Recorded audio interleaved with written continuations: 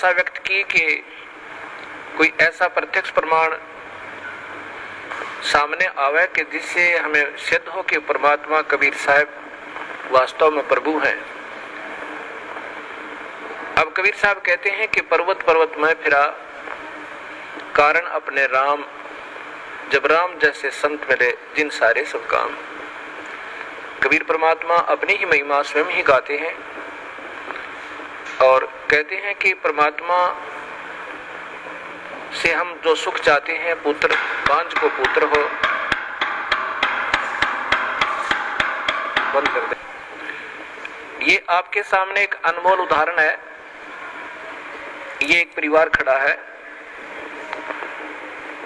ये जिला रोहतक हरियाणा के गांव चिड़ी के रहने वाले हैं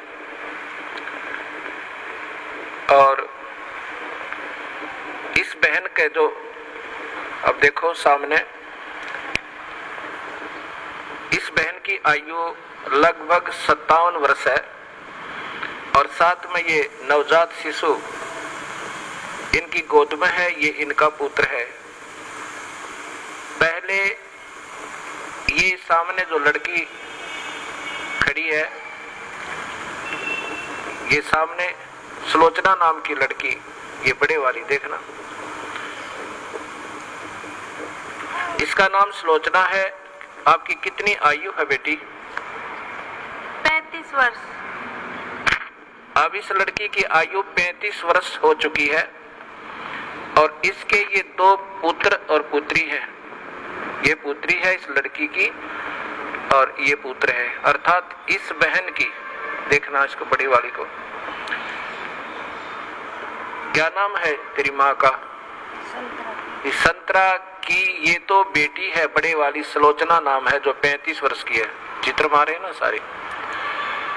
और ये देवती है इसकी और ये देवता, और ये इनका दामाद है। इस 35 वर्ष के तक कोई संतान नहीं हुई इस लड़की के, सुलोचना के जन्म के उपरांत। अब इस बहन ने एक अपनी बहन का पुत्र भी गोद लिया। जब वो 10 वर्ष का हो गया तो उसकी मृत्यु होगी। उसकी मृत्यु के बाद ये पागल होगी। इस संतरा की ननंद गांव झांसुआ के अंदर ब्याही हुई है। वो बहुत बीमार रहती थी, सब जगह घूम ली थी, बर्बाद हो चुकी थी। और कबीर परमात्मा के चरणों में आते ही कर्म दंड कटते ही वो स्वस्थ होगी। 4 वर्ष हो गए।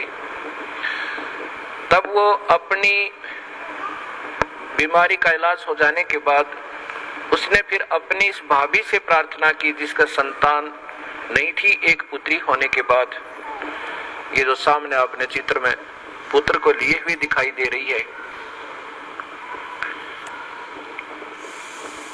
फिर इधर लो। उसने जाकर के अपनी भाभी से, संतरा से प्रार्थना की कि आप यहाँ नाम ले लो। ये पागल हो चुकी थी, ऐसे इसका इलाज भी करवाया गया कि ये पागल हो चुकी है, मेडिकल आदि में ले जाकर। तब इसने प्रार्थना की कि आप हमारे गुरुदेव इस दास का नाम बताया, वहां चलो, उनसे उपदेश लो। कबीर परमात्मा की रजा से आपकी ये सूनी गोद भी भरी जा सके है।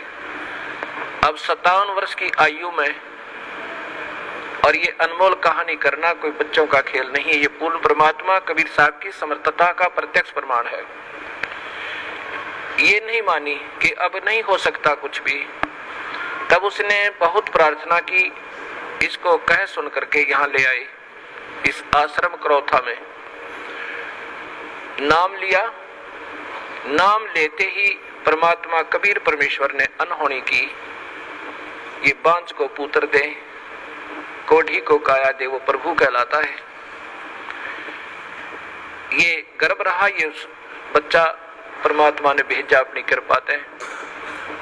फिर भी इनके मन में शंका पैदा कर दी इन मूर्ख मार्गदर्शकों ने, क्योंकि ये तो बेचारी सौदी में थी नहीं, पागल हो चुकी थी। कहा कि तुम्हारे देवता प्रसन्न हो गए, ये तो ऐसे होना ही था।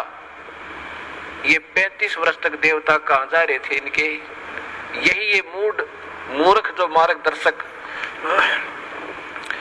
कि कहीं तुम्हारी प्रभुता और तुम्हारे ये रोजी रोटी समाप्त ना हो जाए, फिर भी गुमराह करने की चेष्टा की। इनके दिल से यहाँ की आस्था हटगी और फिर अपनी उन्हीं देवी देवताओं के चक्कर में पड़ गई। ये लड़का 14 महीने तक मां के गर्भ से बाहर नहीं आया। सब डॉक्टर पच लिए कि ये लड़का शायद खत्म भी हो जा बालक। फिर वही जिसने इसको नाम दिलाया था, इसकी ननंद, वो गांव गई और उसने कहा कि नादान तूने जुल्म कर दिया, ऐसे प्रमाण प्रत्यक्ष प्रमाण के बाद भी तुम्हारी बुद्धि भ्रष्ट होगी, चलो जाकर माफी मांगे, दोबारा उपदेश ले। तब ये बेचारी यहाँ आई और जो भी उन देवता का दर रखा था वो कुरडिया बट होकर ठा गए। नाम लेकर गई, दोबारा माफी मांगी कि मेरे से गलती होगी। तब तीसरे दिन इस लड़के का जन्म हुआ। बोलो सतगुरुदेव की जय।